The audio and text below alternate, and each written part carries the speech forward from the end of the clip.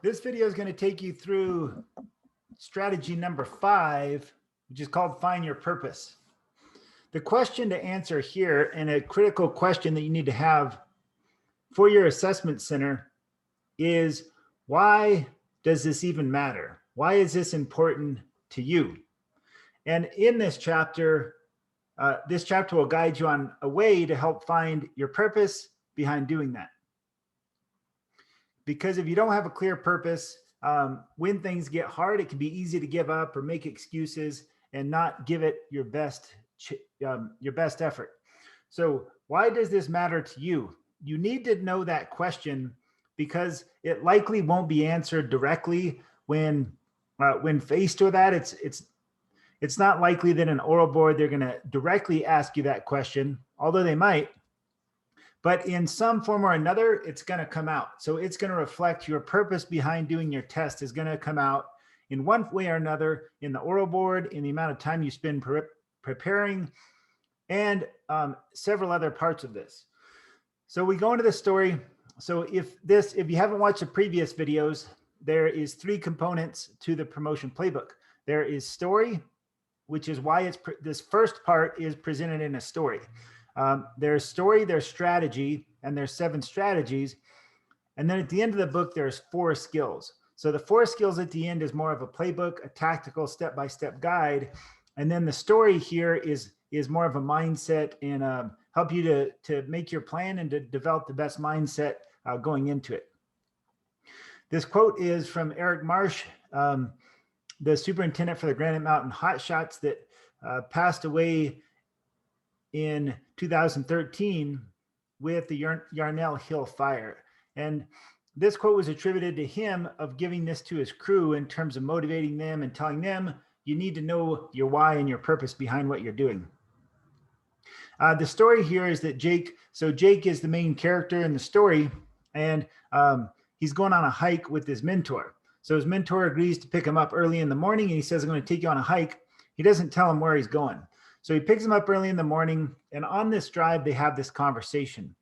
During this conversation, he kind of tells him the importance of kind of finding a deeper, heartfelt reason behind doing this test and not to do it for surface level reasons.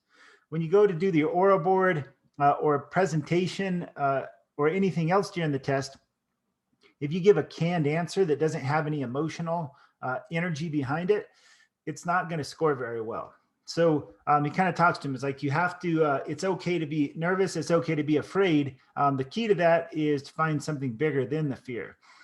And then he talks about accessing the fire of the darkness and light. So there's 2 different themes that are introduced here.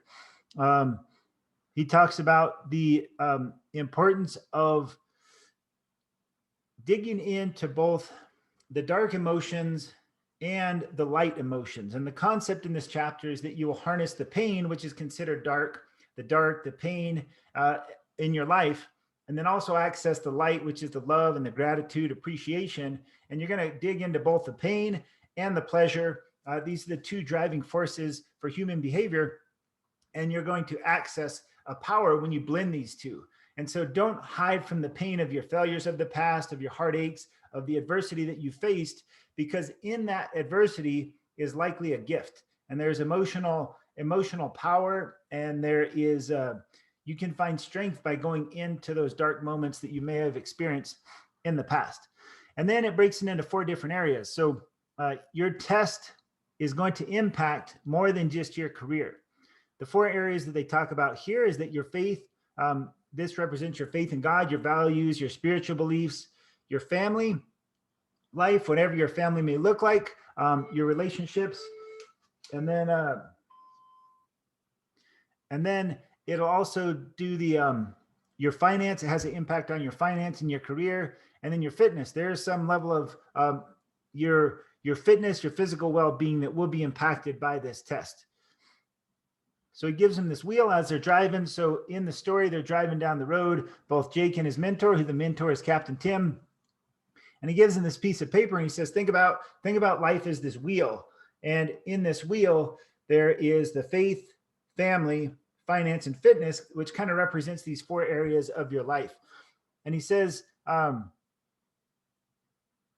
if you're able to balance all these out, think of it as the wheel's going to roll a lot smoother. Now, you're never going to have full balance. I don't ever believe that you'll ever fully balance them all out. But the concept is that you're constantly looking to grow and to expand and take care of each of these areas. I don't want you to go through an assessment center and get your promotion, but then get a divorce a month after because you ignored your wife or your family, or something else. This is about this concept of expanding in these 4 areas and not just being a one-dimensional person who maybe they do great at the fire job, but outside of the fire job, they don't have their family life in order. They don't take care of their fitness, and they do a terrible job of managing their money. So the concept here is that you can continually grow, and ideally you get this 4-dimensional expansion where all 4 of these areas of your life are something you constantly grow. And so success or failure at an assessment center will impact the 4 areas of this. So if you think about your assessment center, say that in the middle is the result of your assessment center, and your result is going to have a ripple effect on all 4 of these areas. So he has Jake fill it out, and Jake just kind of focuses on where his attention has been. We talked about the investments in a previous chapter of your time, your money, and your effort, and where has he been investing that time, money, and effort. And Jake said he's pretty good on his family. He's pretty good on his career in terms of finance, but he hasn't invested much into his spiritual growth, or his fitness has kind of taken the back seat. So this is just a good assessment that Jake gets an understanding of what's coming up next. So they're still driving to the destination. And they have this talk about, there's this conversation that takes place. It's dark. It's still early in the morning. The sun hasn't risen up. So Jake's kind of, there's a little bit of uncertainty here because Jake's not real sure what's going to happen. And the last time that he did a hike in the previous chapter, the first section of the book, he does this hike, and it's really physically challenging. So Jake's kind of nervous about that.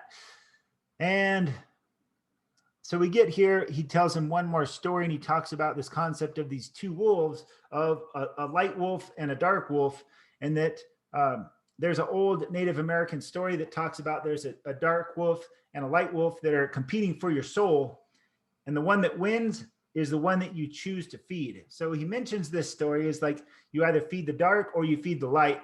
And then the book puts a spin on it, is that both wolves, both the darkness and the light, are both there to serve you if you allow them. And you must, to be the most prepared for this and have the most intensity showing up, you need both to harness the dark and the pain and also the light, and blend these together into having a really deep purpose behind this test that stands for something bigger than just the results of the test, but stands as a much bigger thing to do.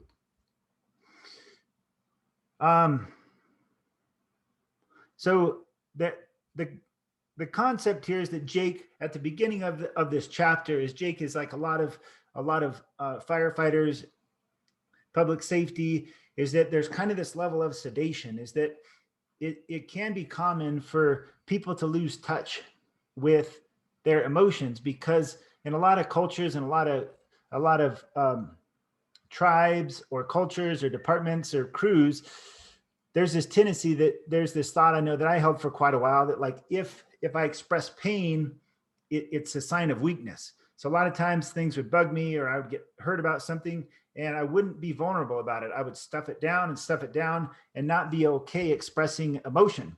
It kind of go the same thing on the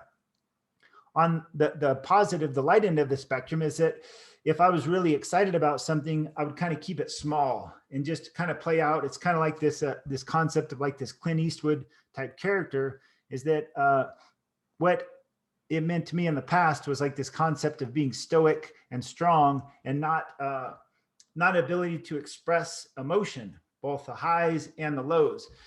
And this chapter is Jake gains access to these emotions, and he goes into both the darkness to find this darkness, and then he also gives rise to the light and looks to expand this light, so that at the end of the chapter, he goes through some dark moments during the hike. And the location of the hike is they go to Yarnell Hill, where is the Granite Mountain Hot Shots Memorial Park. And so they go to do that hike there, which that hike is there. It's the deployment site for the 19 hotshots that lost their life back in 2013. And so it's a very heavy, the books, this chapter, when they get there, it's heavy because there's the loss of the 19. It's dark. There's also some other losses that Jake shares that he's had in his life. And all this kind of compounds to make it a really emotionally challenging hike. It's not so much a physical challenge. The hike isn't as long as the previous one they did, but emotionally it's really taxing. And Jake goes through this process during the hike of these questions of going into this pain that he's experienced for the purpose of harnessing that energy, harnessing that pain, and then directing it towards his outcome. So he does all this pain. He's hiking up in the dark. There's this pain. He gets angry, and he kind of ends up finding out that this pain is actually there to serve him. And he finds out the thing that he wants to protect the most is his family that's back at home. And a lot of this darkness and anger and frustration can actually be part of him that's designed to protect him. But a big part of his life is something that he made wrong and kind of shunned it because I guess culture or society has conditioned him to be like, look, it's not okay to go around and be super aggressive or to be angry about things. You just have to bottle it in. So it's this big release that Jake ends up experiencing going on this hike. He gets up to the top, and they give the respect to the deployment site of the 19 hotshots, and they spend the time to give reverence about that. And they have some time in stillness as the sun begins to crest and the light begins to shine upon the hillside there. And they mourn, they give the respect. And part of the metaphor in this chapter is that Jake, at the beginning of the hike, is Jake picks up this rock that represents his pain. It's a little bit over amplified here with this picture. It's not that big of a rock as this picture, but he picks up this rock that represents the pain of his heartache and his loss and the things that he struggled with in his life. And he gets to this spot, and this is a transition in the story, is that he lays down the rock. He respects those that are no longer with us, but he no longer chooses to carry the burden of their loss. And so for Jake, that was big because of a personal loss that he had, and also others in the fire service. The loss of the 19 was not his, he wasn't part of that crew, but it was just being in the fire service. He resonated with it, and he was close to that community. So it was a hard thing, but he kind of lets it go. And there begins to be this transition to where it was heavy and it's dark and it's sad. And there begins to have this transition to where they decide to shift it. So on the hike back down, there's kind of this switching moment where the sun comes up, the light comes up, while previously it was dark, and the light begins to illuminate the trail. And the conversation shifts to where they had this conversation about the joy and the happiness and the light and the things that they're grateful for, knowing that life is temporary and all of us are only here for a short amount of time. So he begins to expand the success, the family, the friends, these moments in his life that are beautiful and magical and bring joy and love and happiness. And on the hike down, they laugh and they have this great conversation about expanding this, so that they've paid the respects and they've had the heaviness, but now on the way down they begin to express more of this joy and this happiness. Ultimately, coming to the point is that Jake goes back home with kind of this renewed sense of awakening. Is that before the hike he was kind of sedated and small, and he was bottled up, and he had forgotten how to feel emotion of both the dark and the light. And on this hike, he experienced the darkness and the pain, but he also allowed himself to feel the light of the happiness and the joy, knowing that as people pass, one of the points made in the book is that if people are to pass, the last thing they would want is to pass on suffering to their loved ones. So even though he mourned and he paid his respects, he allowed to let go of that and live his life to the fullest, because we don't know how long we all have. And so in that, he goes home, he has this great connection with his family where he authentically shares about how he's had this connection with this pain, and he had this processing, and then now he has this lightness. And he really grasp onto that moment with his family. And it's part of this is that he enjoyed the process. He didn't get so attached to having to gain this external, this test. And he realized there's a bigger things that are at play here. Then it goes into the test. So the tool here that's kind of help you access this is just a series of questions. So there's one page that talks about the darkness of defeat. And so the point of feeling this pain and pleasure, this is so that you can direct it. So it's so you can feel it, but you can make it all relevant towards your assessment center, because that's the whole point of this book. So the point of accessing it is to help you find a purpose, and this purpose will serve you beyond just doing the test.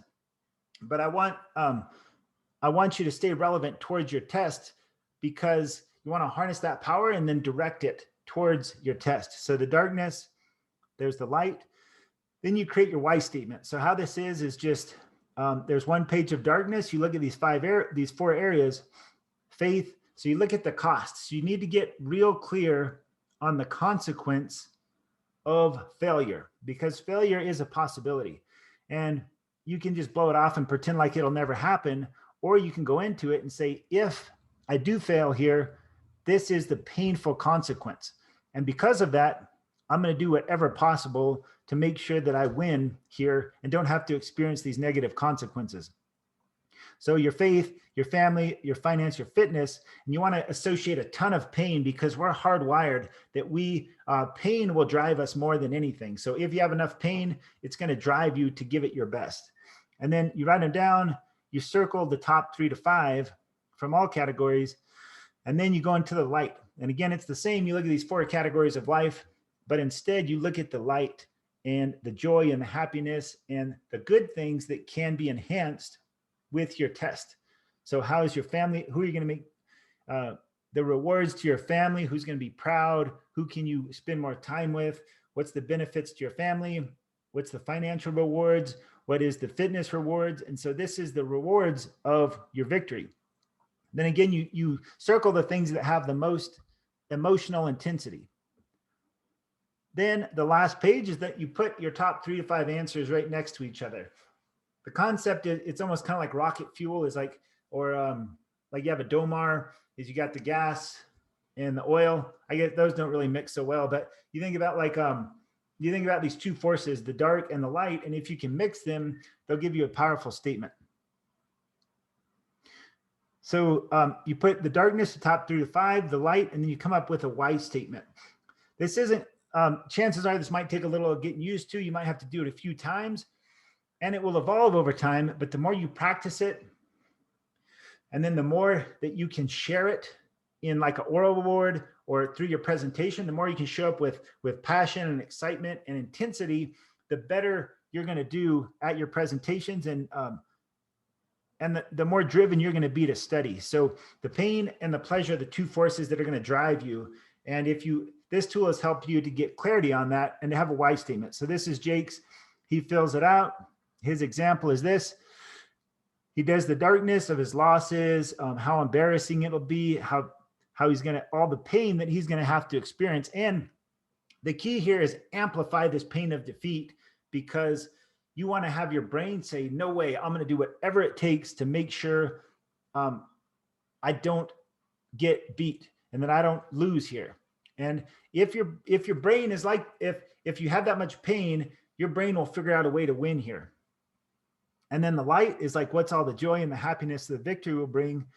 And then this is Jake's here, and his statement is why his wife, his kids, and he wants to follow the fire service legacy of his father, and he wants to teach his kids and his family to prosper. So a lot of times it comes back to this reason of our family, of our faith, maybe even fitness and finance. But if you can find a good, clean, simple why statement, it's really going to help. And then later on, we can help you later on in the book. In the skill set is there's some story templates, and there's also some frameworks for you to prepare your oral board answers, so that you can use this why, and you can put in a real powerful story and then practice presenting it so it comes across really well, not just for the oral board, but also for you. If you can get your why in your heart, it's really going to help to serve you throughout this process. So thank you for watching, and stay tuned for the next video is Embrace the Pit. So Jake's at kind of a high point after this, and then we'll see what the next chapter brings. Thank you for watching. And if you have not yet so, please subscribe to this channel or leave a comment, depending on the platform. If you could make sure that you are following up so you get the latest videos and the content. Thank you.